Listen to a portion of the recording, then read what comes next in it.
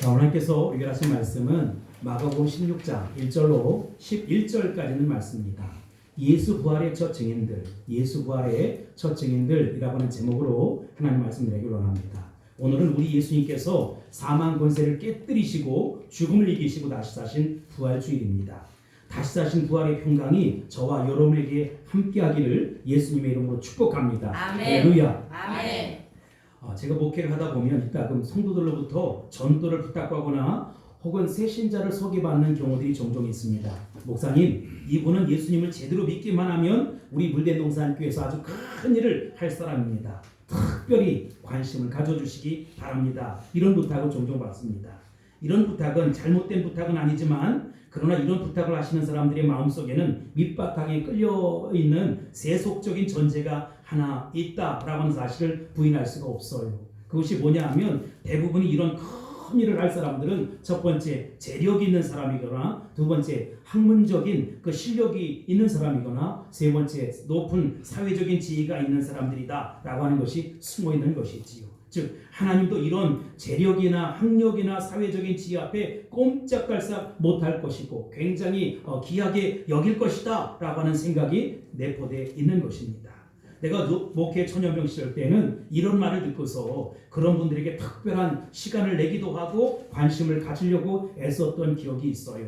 그러나 그런 분들이 별반 큰 일을 하지 못하는 것을 알게 되었습니다. 이제는 내가 철이 들었기 때문에 영적인 철이 들었기 때문에 그런 소개나 부탁을 받으면 그러세요, 기도하겠습니다, 관심을 갖겠습니다 정도로 이야기하고 그저 허허대고 웃습니다. 물론 친절하게 답하기는 하지만 별로 큰 기대를 갖지 않아요. 왜냐하면 하나님을 믿기 때문에 그렇다는 것입니다. 내가 목회를 하면서 알게 된 한 가지는 하나님이 정말로 크게 쓰시는 분들은 누구인가 라고 하는 것이지요. 그것은 뜻밖의 아주 평범한 사람들이다 라고 하는 것입니다. 이게 명백한 사실입니다. 우리 기독교 역사를 살펴보아도 그렇습니다. 기독교 역사 속에서 하나님 앞에 존귀하게 쓰임받았던 사람들은 세상에 쟁쟁했던 사람들이 아니었어요. 세상에 칭송을 받던 사람들이 하나님 나라 선교 완성을 이뤘던 기억이 별로 없다는 것입니다. 의외로 아주 평범한 사람들, 보통 사람들, 서민들이 하나님 나라 선교 완성을 이뤄갔고 하나님 앞에 존귀하게 붙잡혀 쓰임받았다라고 하는 것입니다. 그래서 기독교 역사, 복음의 역사는 평범한 사람들이 만들어 놓은 비범한 역사다 이렇게 이야기할 수 있을 거예요. 아브라함 링컨도 이와 비슷한 이야기를 했습니다. 나는 하나님이 대단히 평범한 사람들을 좋아하신다고 생각한다. 다음에 왜냐하면 하나님께서 세상에 평범한 사람들을 가장 많이 만들어 놓았기 때문에 그들을 통해서 일하신다는 것입니다. 오늘 본문은 마가복음의 마지막 장면입니다. 그러나 이 마가복음은 끝이 아니에요. 마가복음은 새로운 복음의 시작, 그 막을 올리고 있다라고 하는 것입니다. 여러분, 우리가 마가복음을 첫 시간에 살피면서 어떻게 시작됐는지 기억하십니까? 마가복음 1장 1절에 보면 하나님의 아들 예수 그리스도의 복음의 시작이라 이렇게 말씀하고 있어요. 예수님이 이 땅에 오시고 십자가 복음을 선포하심으로써 복음의 역사, 인류의 역사, 하나님 나라가 시작되었다라고 하는 것입니다. 그리고 나서 예수님은 십자가에 못 박혀 돌아가셨어요. 그리고 사망 권세를 깨뜨리시고 죽음을 이기시고 부활하셨다는 것입니다. 그러나 예수님의 십자가의 죽음과 부활이 복음의 역사의 마지막이 아니다. 그것은 난초, 이 새로운 시작이라는 것입니다. 부활하신 주님이 제자들을 불러 모으시고 그들에게 나타나서 이 천국 복음을 부탁하셨어요. 그러면서 신약시대의 막이 오르고 있다는 것입니다. 새로운 역사의 무대가 펼쳐지기 시작했다는 것입니다. 그런데 그 부활하신 주님이 누구에게 나타났느냐, 그리고 그 복음을 누구에게 부탁했느냐라고 하는 것입니다. 부활하신 예수님이 제일 먼저 나타난 대상이 누구였지요? 여러분, 만약에 부활하신 주님, 내가 생각해 볼 때 주님의 입장이라면 수제자였던 베드로, 그리고 사랑의 사도였던 요한, 기타 등등의 이 사도들에게 나타나지 않겠습니까? 위계 질서상 그게 맞는 답일 거예요. 그러나 예수님은 베드로에게, 요한에게 제일 먼저 나타나지 않으셨다. 부활하신 예수님이 제일 먼저 누구에게 나타나셨느냐? 오늘 보면 마가복음 16장 1절 말씀 보겠습니다. 1절 시작. 안식일이 지나니 막달라 마리아와 야고보의 어머니 마리아와 또 살로메가 가서 예수께 바르기 위하여 향품을 사다 두었다가 아멘. 그리고 9절을 보겠습니다. 시작. 예수께서 안식일 첫날 이른 아침에 살아나신 후 전에 7 귀신을 쫓아내어 오신 막달라 마리아에게 먼저 보이시니 아멘. 여러분 여기서 주목해야 될 중요한 부분이 있습니다. 먼저 보였다. 누구에게 보였지요? 막달라 마리아에게. 근데 막달라 마리아를 소개하면서 그 사람이 어떤 사람이었대요? 7 귀신을 쫓아내어 주신, 그러니까 7 귀신에게 붙잡혔던 사람, 막달라 마리아가 그런 사람이었다는 것입니다. 사회로부터 소외받았고 많은 사람들로부터 멸시 천대를 받았던 그 사람, 주목받지 못했던 사람, 인정받지 못된 사람, 세상의 관심거리가 되지 못하는 그런 여인에게 예수님이 먼저 보이셨다는 것입니다. 그런데 부활하신 주님은 왜 그런 여인에게 나타나셨을까? 그 당시 여인들은 숫자에도 들지 않았어요. 남자 중심의 사회였는데 도대체 왜 그 막달라 마리아 7 귀신 들려서 형편없이 살아가던 그 여인에게 보이셨느냐? 그리고 이 천국 복음을 부탁하셨느냐라고 하는 것입니다. 주님은 왜 이렇게 평범한 사람, 아니 보통 평범 이하의 사람에게 이 복음을 부탁하셨을까라고 하는 것입니다. 그들이 단지 평범하로 쓰임받은 것이 아니에요. 도대체 왜 그럴까? 그 이유를 찾아오면서 은혜를 나누고자 합니다. 첫 번째, 그들은 예수님의 은혜를 체험했기 때문에 쓰임받을 수 있었다는 것입니다. 막달라 마리아를 포함한 그 여인들이 어떤 사람들이었는지, 그들이 예수님과 처음에 어떻게 만났고 또 어떤 관계를 맺었느냐에 대해서 누가복음 8장에 보면 알 수가 있어요. 누가복음 8장 1절입니다. 시작. 그후에 예수께서 각 성과 마을에 두루 다니시며 하나님 나라를 선포하시며 그 복음을 전하실세 12 제자가 함께 하였고 아멘. 12 제자가 예수님의 대표적인 제자였지만 여러분, 예수님은 이들만 사용한 것이 아니었다. 절대로 12 제자와만 일하지 않았다는 것입니다. 예수님 주변에는 12 제자뿐만 아니라 70명의 전도대가 있었고 500여 명의 형제들이 있었다는 것입니다. 누가복음 8장 2절로 3절을 보겠습니다. 시작. 또한 악기를 쫓아내신과 병고침을 받은 어떤 여자들 곧 7 귀신이 나간 자 막달라인이라 하는 마리아와 헤롯의 청지기 수사의 아내 요한나와 수산나와 다른 여러 여자가 함께하여 자기들의 소유로 그들을 섬기더라. 아멘. 이 복음서는 처음부터 하나님 나라의 역사를 감당한 사람들이 결국 12 제자만은 아니었다는 것을 우리에게 여실히 보여주고 있어요. 숫자에도 들어가지 않는 여인들을 통해서 이 하나님의 나라 선교 완성이 이루어져 왔다는 것입니다. 3절에서는 그들이 자기의 소유와 물질로 12 제자를 도우며 하나님 나라 선교 완성을 이루었고 복음 사역에 함께 헌신했다는 것입니다. 그들이 어떻게 그렇게 첫 출발을 할 수 있었을까요? 여러분, 2절 말씀을 통해서 우리가 알 수 있는 것은 그들이 뭘 받았대요? 하나님의 은혜를 받은 사람이었다는 것입니다. 그들에게 귀신이 떠나갔고 자유함을 얻게 되었어요. 눌려있는 상태에서 영혼의 자유와 정신적인 새로움을 체험했던 사람들과 병고침 받은 사람들이었다는 것입니다. 육체의 질병에서 호덕이던 그런 사람들, 그 육체의 질병에서 자유함을 얻고 살았다는 거예요. 그들의 한 가지 공통점이 뭐냐? 하나님의 은혜를 받았다는 것입니다. 사랑하는 성도 여러분, 여러분에게도 하나님의 은혜가 임할지어다, 나타날지어다, 하나님의 은혜를 받고 살아갈 수 있게 되길 바랍니다. 그런데 여러분, 그 은혜는 그냥 값싼 은혜가 아니라 값비싼 은혜였다. 여러분, 무슨 의미입니까? 값비싼 은혜라고 하는 것은 도저히 우리가 은혜를 받을 수 있는 상황이 아닌데 우리 주님 예수님께서 십자가를 걸머지심으로 말미암아서 인류 구원을 완성해 주었고 저와 여러분의 모든 구원을 완성해 주셨다는 것입니다. 어떤 여인들은 치료를 받았고 어떤 여인은 귀신이 떠나가는 역사가 있었고 심지어 창기와 세리에게도 친구가 돼 주셨다는 것입니다. 뿐만 아니라 그 당시에 말이지요, 사람 취급을 받지 못했던 그런 사람들을 만나서 영적인 자유함을 얻게 되었고 하나님 나라를 위해서 귀하게 존귀하게 쓰임받게 되었다는 것입니다. 그것을 위해서 예수님이 십자가를 걸머셨던 것이지요. 그런데 이러한 사실, 즉 우리를 자유케 하고 새롭게 하려고 우리 주님께서 대가를 지고 하셨고 우리 때문에 십자가를 지셨다라고 하는 사실을 그 여인들도 그들도 알고 있었다는 것입니다. 알았기 때문에 십자가의 현장까지 쫓아갈 수 있었고, 알았기 때문에 부활의 현장에 나타날 수 있었다는 것입니다.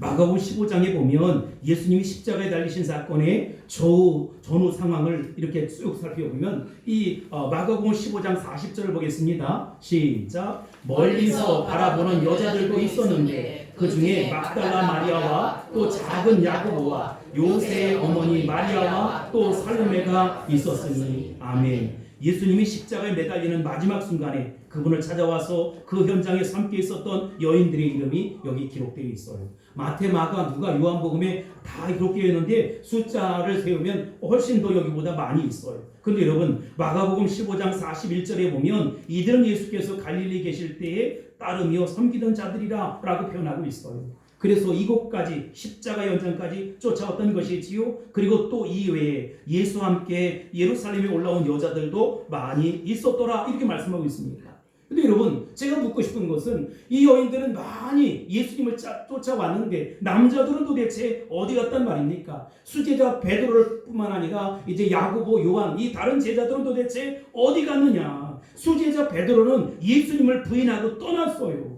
마가복음에 보면 어떤 제자는 심지어 속옷까지도 입지 못하고 도망가는 주랭랑을 36개 주랭랑을 치는 그런 제자들이 있었다는 것입니다. 그러나 그럼에도 불구하고 평범했던 여인들, 가난한 마음을 가졌던 여인들, 단순한 정서를 가졌던 이 여인들은 십자가 현장까지 쫓아왔다는 것입니다. 자기 목숨을 걸고 십자가 현장까지 쫓아왔다는 것입니다. 왜 그렇지요? 예수님의 은혜를 알았기 때문이라는 것입니다. 하나님의 그 은혜를 저버릴 수 없었기 때문이라는 것입니다. 여기 마가복음 15장 마지막 절인 47절에 보면 막달라 마리아와 요새의 어머니 마리아가 예수님 것을 보더라 이렇게 말씀하고 있어요. 다른 남자들은 다 도망갔는데 이 두 여인이 말이지요, 예수님의 시체가 어디 두어졌나 그것을 자세히 봤다는 것이지. 그리고 안식일이 지난 그 이튿날 아침 이른 새벽에 무덤으로 찾아갑니다. 여기 16장 2절에 보면 그 장면을 볼 수가 있어요. 향품을 들고 예수님의 시체에 향유를 발라드리기 위해서 이 여인들이 동산까지 올라왔다는 것입니다. 왜 그래요? 그들은 은혜를 아는 사람이었기 때문인 것입니다. 그 은혜를 위해서 얼마나 값비싼 대가를 예수님이 지불하셨는가 라고 하는 것을 알고 있었다는 것입니다. 예수님이 온 인류의 죄악을 담당하시기 위해서, 아니 나와 여러분의 죄를 담당하시기 위해서 십자가에 못 박혀 돌아가셨다는 그 사실을 알고 있었기 때문이라는 것입니다. 여러분, 닉슨 대통령의 보좌관이었던 찰스 콜슨이라고 하는 사람이 있어요. 아주 똑똑한 사람, 기재예요. 그런데 이 사람이 쓴 책 가운데 누가 주님을 대변하는가 라고 하는 그 책을 읽고 제가 큰 감명을 받았습니다. 인디애나주 출신의 미국의 대법관 자리까지 올라갔던 한 판사의 이야기에 윌리엄 본 트레이저라고 하는 대법원 판사입니다. 그는 한 강도를 심리하게 되었습니다. 대법원 그까지 올라갔으니까 이 굉장히 죄질이 나쁜 그런 사람이에요. 그 강도는 해리 팔머라고 하는 사람인데 아주 유명한 강도였습니다. 그런데 이 판사는 나이가 들어서 진지하게 예수를 믿게 되었어요. 그리고 이 해리 팔머도 교도소에 들어와서 예수를 믿게 되었다라고 하는 사실을 알게 되었어요. 어떻게 하나? 이 형제를 내가 어떻게 도와줄 수 있을까? 그런데 이 본 트레이저 판사님도 진지하게 신앙생활을 했고 해리 팔머도 진지하게 신앙생활을 했는데 이것을 심리하는 가운데 이제 이 사람의 삶이 변화되었다, 새로워졌다, 달라졌다라고 하는 사실을 알게 되었어요. 내가 저를 도와야겠다 이런 마음. 그러니까 죄질을 고려하면 한 10년 정도는 때려야 되는데 1년 정도를 때려야겠다 이렇게 마음에 결심을 합니다. 그래서 이것을 가지고 하나님 앞에 금식 기도를 하는 거예요. 그리고 마침내 이제 1년형을 선고했습니다. 10년형을 선고해야 될 사람에게 1년을 선고하니까 난리가 아니에요. 그리고 몇 년간의 사회봉사를 명령했습니다. 이것이 미국 법조계에 큰 문제가 되었습니다. 이슈가 되었습니다. 이 판사는 이러한 상황이 벌어질 것을 각오하고 판결을 내렸던 것이지요. 왜 당신은 공평하지 못한 재판을 했습니까? 라고 하는 심리가 열리기 시작했습니다. 이 자리에서 본 트레이저는 자신의 판단이 법상식에 어긋났다라고 하는 것을 깨끗이 시인해요. 그리고 사표를 제출하고 이제 대법관 자리에서 물러나게 됩니다. 이것은 많은 사람들에게 충격이었고 또 많은 사람들에게 놀라움이었어요. 그리고 1년 후에 본 트레이저는 1년형의 형기를 마치고 출소한 해리 팔머를 마중나라 나갑니다. 교도소까지 찾아왔어요. 그리고 이제 해리 팔머를 향해서 두벅두벅 걸어오면서 그를 와라 끼워 안는 것이지요. 팔머가 걸어 나오자 판사는 그를 끌어안고 형제님 내가 당신을 기다렸습니다. 형제님 내가 당신을 기다렸습니다 라고 하면서 눈물을 흘리는 거예요. 해리 팔머도 정말로 부끄러워 견딜 수 없지만 이 판사님을 향해서 무릎 꿇고 내가 잘못했습니다. 용서해 주세요. 판사님 죄송합니다. 그렇지만 이렇게까지 하실 필요가 없었습니다. 이때 본 트레이저는 팔머를 향해서 이렇게 얘기합니다. 아니 형제님 무슨 말입니까? 주님은 형제와 저를 위해 십자가에 목숨을 버려 주셨잖아요. 이때 그는 그 자리에서 일어나면서 본 트레이저의 손을 붙잡고 이렇게 이야기합니다. 바르게 살겠습니다. 옳게 살겠습니다. 바르게 살겠습니다. 그리고 그는 그 말대로 그렇게 옳게 살고 바르게 살고 진실한 삶을 살았다는 것입니다. 나는 이것이야말로 진정한 은혜를 체험한 사람의 모습이 무엇인가 라고 하는 것을 보여주는 사건이라고 생각합니다. 그 누구도 은혜를 체험하지 않고는 증인이 될 수 없습니다. 체험하지 않은 사람이, 보지 않은 사람이, 경험하지 않은 사람이 십자가의 증인이 될 수 없다는 것입니다.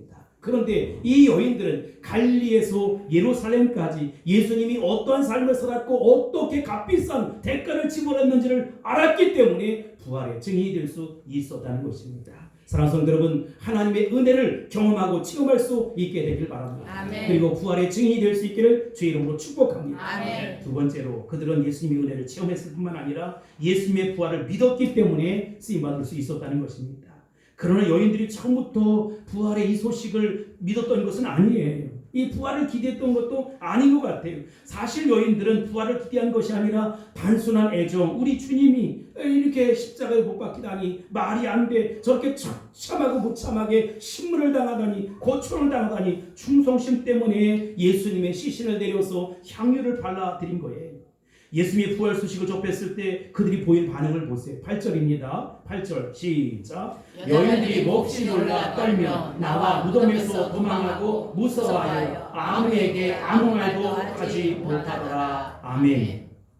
만약에 이 여인들이 예수님의 부활을 기대했다면 부활의 소식을 전했을 때 그럴 줄 알았어. 나 그럴 줄 알았어. 주님 정말로 내가 기대한 대로 부활하셨군요. 할렐루야. 이런 반응을 보이지 않았겠습니까? 그런데 그게 아니었어요. 전혀 아니었어요. 성경은 뭐라고 이야기합니까? 여인들이 몹시 놀라 떨며 이렇게 나가 무덤에서 도망하고 무서워하여 아무에게 아무 말도 하지 못했다라고 말씀하고 있습니다. 여러분 전혀 기대하지 않았던 충격적인 사건이 지금 일어났다는 거예요. 그런데도 그들은 이 부활의 사건의 소식을 접하면서 불신고 회의를 넘어서기 시작했어요. 내가 생각했던 게 아닌데, 아니 정말로 예수님이 부활하시다니, 예수님이 정말로 사망 권세를 깨뜨리시고 죽음을 이기시고 부활하셨나? 이런 생각을 했다라고 하는 것입니다.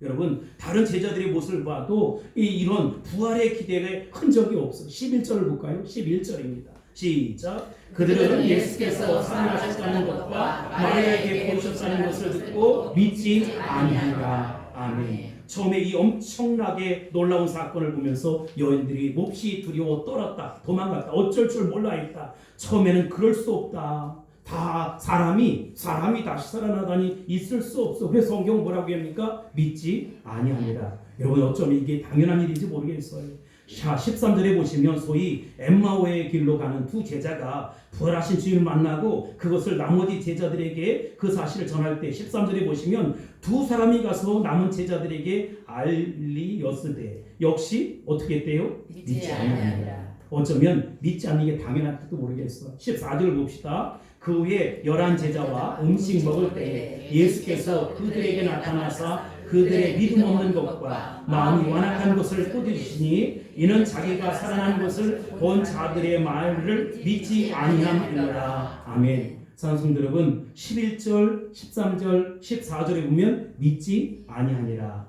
믿지 아니하니라, 믿지 아니함이로라 이렇게 되풀이하고 있습니다. 네, 중요한 것은 이겁니다. 부활을 믿지 아니하는 것이 사실 어쩌면 타당한 일일지 모르겠어요. 자연스러운 현상일지 모르겠어요. 그러나 우리 신앙은 이런 불신앙을 뛰어넘을 수 있어야 된다는 것입니다. 회의를 뛰어넘을 수 있어야 된다는 것입니다.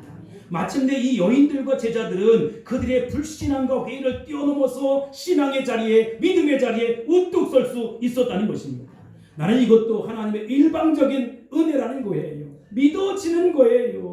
남편이 믿어지는 거예요. 아내가 믿어지는 거예요. 자식이 믿어지는 거예요. 부모가 믿어지는 거예요. 우리 주님이 믿어지는 거예요. 내가 어느 날부터 믿게 되었는지는 알 수 없지만 하나님의 은혜와 계시를 통해서 내가 알게 되었어요. 그래서 이제 믿는 자가 되었다는 것입니다. 처음 출발을 어떻게 표현할 수도 없고 어떻게 말할 수도 없지만 나는 예수 그리스도를 구주로 믿는 하나님의 자녀가 되었고 하나님의 자녀의 권세를 드리고 살게 되었다는 것입니다.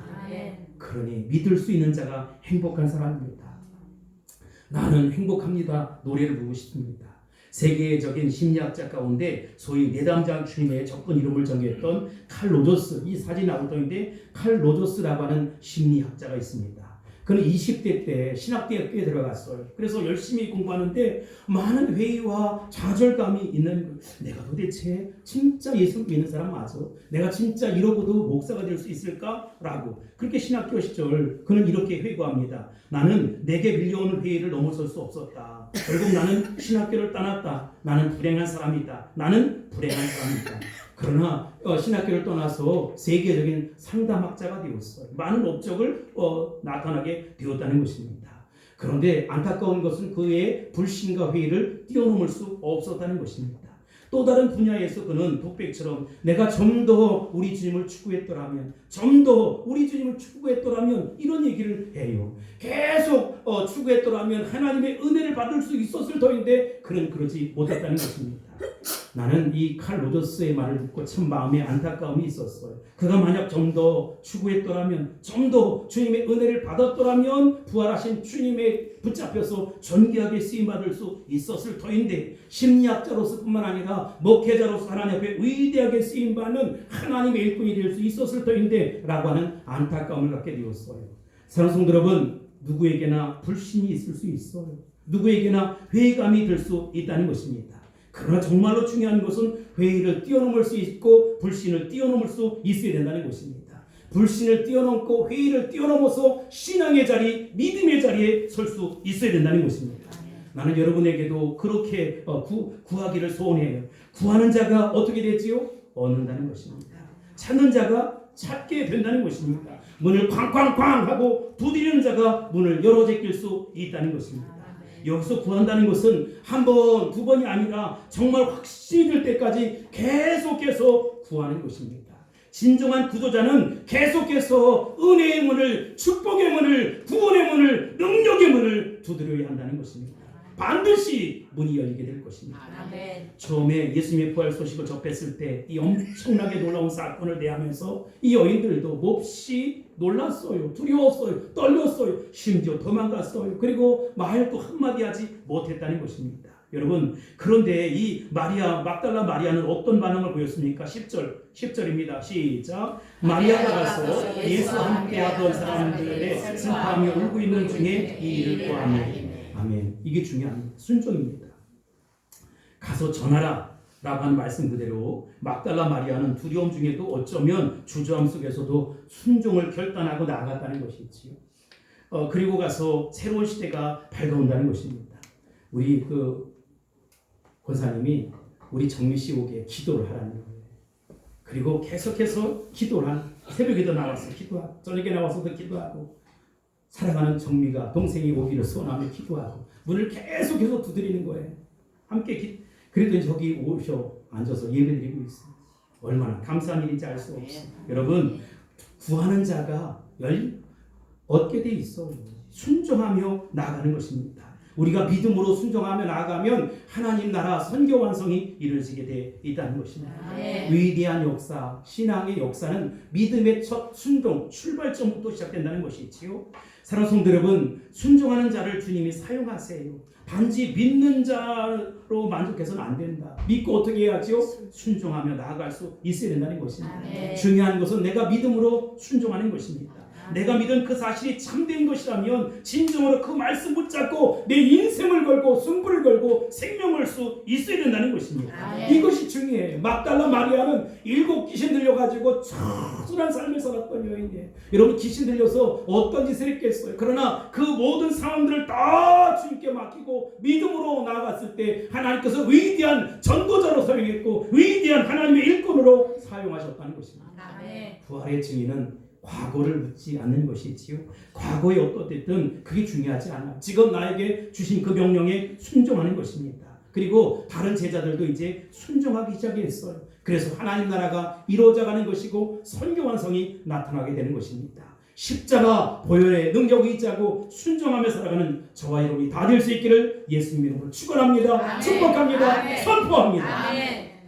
우리는 이 명령을 주신 주님의 지상 명령을 다시 볼 필요가 있어요. 물론 마태복음 28장에 보면 18절로 20절이 있지만 여기 마가복음에는 16장에 뭐라고 되어 있느냐 15절입니다. 시작. 또 이르시되 너희는 온 천하에 다니며 만민에게 복음을 전파하라. 여러분 이 원문의 내용 헬라어 그대로 번역하면 모든 곳은 내가 가는 곳은 어디나 복음을 전해야 할 장소이다. 그리고 모든 사람에게 내가 만나는 모든 사람에게 복음을 전하라. 그 다음의 말씀에는 복음을 전한 사람들에게 놀라운 약속이 있습니다. 17절 18절입니다. 시작. 믿는 사람들에게는 이런 표적이 따르니 곧 그들이 내 이름으로 귀신을 쫓아내며 새 방언을 말하며 뱀을 집으며 무슨 독을 마실지라도 해를 받지 아니하며 병든 사람에게 손을 얹은즉 나으리라 하시더라. 아멘. 종종 매스컴에서 이 말씀 붙잡고 야 예수 이름으로 나는 독을 마신다, 코브라를 만진다, 막 이런 사람들이 있어요. 여러분 이러면 안 돼요. 어떻게 보면 순진하다 할 수 있겠지만 이것은 하나님 말씀을 잘못 이해한 행동의 결과라는 것입니다. 우리는 이 말씀 주신 상황을 전체적으로 이해할 필요가 있다. 이 말씀은 특별한 이유 없이 예수님을 시험해보라 이런 것이 아니에요. 참으로 주님의 말씀을 순종하는 자, 그 가는 자들에게 하나님께서 길을 열어주시고 기사와 이적도 나타나게 해주신다는 것입니다. 나의 믿음 없음, 나의 힘 없음, 나의 능력 없음을 이야기하지 마세요. 나는 믿음 없고 힘 없고 능력 없지만 내 안에 계신 주님은 믿음도 주시고 힘도 주시고 능력도 부어주신다는 것입니다. 그래서 나를 하나님의 영광의 도구로 사용해 주시고 하나님의 귀한 용사로 써 주실 것입니다. 우리가 전도 현장에 나가서 그 멋진 사역들을 감당할 때 정말 내가 이런 일도 할 수 있나? 이런 일들이 우리 안에 분명 일어날 수 있게 되길 바랍니다. 실제로 이런 일이 어떻게 일어나는지를 마지막 절에 보세요. 20절입니다. 시작. 제자들이 나가 두루 전파할세 주께서 함께 역사하사 그 따르는 표적으로 말씀을 확실히 증언하시니라. 아멘. 제자들이 나가 두루 전파할세 주께서 어떻게 했대요? 함께 역사했다는. 여러분 이와 같은 애가 있게 되길 바랍니다. 아멘. 우리 주님이 나와 함께하는 든든한 남편이 나와 함께도 좋잖아요. 아들이 옆에 든든 이렇게 있으면 진짜 좋잖아요. 빵긋빵긋 정말 딸을 여우라고 하면 안 되지. 그 사랑스러운 애들이 있으면 진짜 좋잖아요. 그런데 여러분 그 다 좋은데 누가 특별히 우리와 함께 하시느냐? 우리 주님이 나와 함께 하신다는 것입니다. 아멘. 우리는 현장에서 전도하고 또 선교 현장에서 이 사역 감당할 때 정말로 이 멋진 일들이 일어나는 모습을 봐요. 어떤 목사님이 공산주의가 무너지기 전에 독일에 갔다가 이제껏 동유럽에서 성경을 전하고 전도하는 한국인 선교사 한 분을 만났다고 합니다. 그들은 늘 비밀리에 성경을 가지고 공산권에 나르는 거예요. 그런데 어느 날 기도하는 가운데 이런 마음이 생기는 것입니다. 하나님, 내가 하나님 일을 하는데 성경을 좀 당당하게 가지고 들어갈 수 있게 도와주세요. 몰래 한 권, 두 권 숨겨서 가는 거 진짜 싫어요. 그랬더니 하나님께서 하나님 어떻게 쓰겠습니까? 라고 했더니 그렇게 하라. 이런 말씀을 주셨다는 거예요. 그게 감동을 받았어요. 그래서 이제 성경을 숨기지 않고 전에는 한 권, 두 권 그리고 성경도 잘라서 가지고 갔는데 이제 가방에다가 잔뜩 성경을 이렇게 담았어요. 그리고 이제 세관을 통과합니다. 그런데 헝가리 국경 지대를 넘어가는데 세관인이 물어요. 그래서 신고 읽게 있습니까? 이렇게 물어요. 네. 그 뭐를 신고하려고 합니까? 성경입니다. 그러면서 성경 꺼내보았어요. 그랬더니 이 세관인이 하는 말이 희한하다는 듯이 왜 이걸 신고할 물품이라고 합니까? 라고 했더니 이 성경은 워낙 비싸가지고 정말로 꼭 신고해야 합니다. 왜냐하면 이 책에 있는 하나님 말씀을 읽는 사람마다 영원한 생명을 얻습니다. 마음이 불안했던 사람이 평안을 얻고 죄 속에 있던 사람들이 용서함을 받고 하나님의 자녀가 되는 놀라운 기적이 일어납니다. 그랬더니 세관원이 나도 불안하고 잠을 못 자는데 성경 한 권 주시오 이렇게 부탁을 하는 거예요. 그래서 성경을 한 권 꺼내주었어요.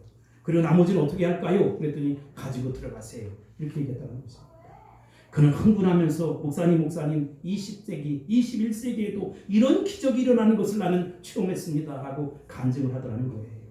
십자가 복음을 전하고 순종하는 사람에게 언제나 하나님의 놀라운 표적이 일어날 수 있다는 사실을 믿으시기 바랍니다. 아멘. 순종해야 기적이 일어납니다. 아멘. 믿어야 하나님의 역사가 일어납니다. 아멘. 믿어야 하나님의 능력이 나타나게 돼 있다는 아멘. 것입니다.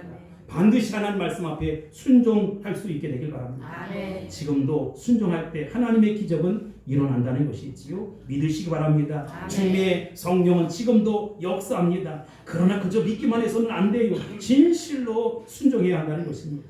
이제 마가복음 16장 마지막 절 다시 한번 읽어보겠습니다. 20절입니다. 시작. 제자들이 나가 두루 전파할세 주께서 함께 역사하사 그 따르는 표적으로 말씀을 확실히 증언하시니라. 아멘. 순종하는 그리스도인들을 통해 하나님 오늘도 역사하신다는 것입니다. 아멘. 믿어지십니까? 아멘. 마지막으로 그림 한번 봐주세요. 누구죠? 다윗과 골리앗이에요. 근데 러스 존슨이라고 하는 사람이 쓴 글을 보다가 제가 사람이 생각하기 나름이구나 이런 생각을 했어요. 골리앗이 이스라엘 군 앞에 있을 때 블레셋 장수 골리앗 키가 엄청 컸잖아요. 2m가 되는 이 골리앗이 이스라엘 병사들 앞에 있을 때 한결같이 저렇게 큰 거대한 사람을 우리가 어떻게 죽일 수 있느냐 이런 생각을 했다는 거예요. 그런데 다윗은 골리앗을 바라보면서 이렇게 얘기했다는 거예요. 아니 저렇게 크니 어떻게 내가 빗 맞을 수 있어 하고 돌을 던졌다는 것입니다. 같은 골리앗을 보는데 이스라엘 군인들은 저렇게 큰데 우리가 어떻게 때려눕힐 수 있을까 라고 했지만 어린 다윗은 믿음으로 나가서 만군의 여호와 이름으로 나가서 저렇게 큰데 어떻게 내가 빗 맞힐 수 있느냐 하면서 물맷돌을 던졌더니 그가 이마에 맞고 쓰러졌다는 것입니다. 왜 그래요? 다윗에게 누가 함께 했지요? 우리 하나님이 함께 하셨어요. 아멘. 나의 믿음 없음을 이야기하지 마세요. 나의 능력 없음을 이야기하지 마세요. 나의 지혜 없음을 이야기하지 마세요. 능력도 지혜도 힘도 권세도 다 하나님이 가지고 계시다는 것입니다. 아멘. 여러분 우리 앞에 있는 골리앗은 반드시 무너지게 돼 있어요. 넘어지게 돼 있어요. 우리가 믿음으로 나아가면 우리 주님께서 반드시 우리 가운데 오셔서 역사해 주신다는 것입니다. 아멘. 이제 부활의 주님을 만난 우리의 모습 믿음의 눈이 달라졌으면 좋겠어요. 도저히 안 돼. 할 수 없어. 안 되다니 여러분. 성경은 넉넉히 이긴다고 했어요. 성경의 넉넉히는 충분히 자신 있게 이런 뜻입니다. 여러분 나는 할 수 없어요. 나는 할 수 없어요. 그러나 우리 주님께서 넉넉히 이기세요. 충분히 이기세요. 자신 있게 이기세요. 이 힘을 저와 여러분에게 부어 주신다는 것입니다. 아멘. 이제 비범한 사람들을 하나님 쓰시는 게 아니에요. 옆 사람을 보세요. 비범하게 생겼나? 평범하게 생겼나? 예? 비범하게 생겼어요? 평범하게 생겼어요? 비범하게 생긴 사람들은 그냥 이렇게 하고 나같이 이렇게 평범하게 생긴 사람들은 가능성이 있다. 내 안에 주님 오시면 얼마든지 가능성이 있다. 그래 여러분 믿는 것 가지고 안 돼요. 우리가 믿음으로 순종해야 돼요. 그래야 하나님이 위대하게 쓰신다는 것입니다. 아멘. 하나님 앞에 위대하게 쓰임받는 저와 여러분이 다 될 수 있기를 주의 이름으로 축복합니다. 아멘. 축원합니다. 아멘. 선포합니다. 아멘. 할렐루야. 아멘. 기도하겠습니다. 사랑의 아버지 하나님 감사합니다. 우리 모두가 예수 부활의 첫 증인들과 똑같은 믿음을 갖고 살아갈 수 있도록 도와주옵소서. 아멘. 그래서 위대한 하나님의 역사를 이룰 수 있도록 축복하옵소서. 아멘. 예수님의 이름으로 간절히 기도합나이다. 아멘.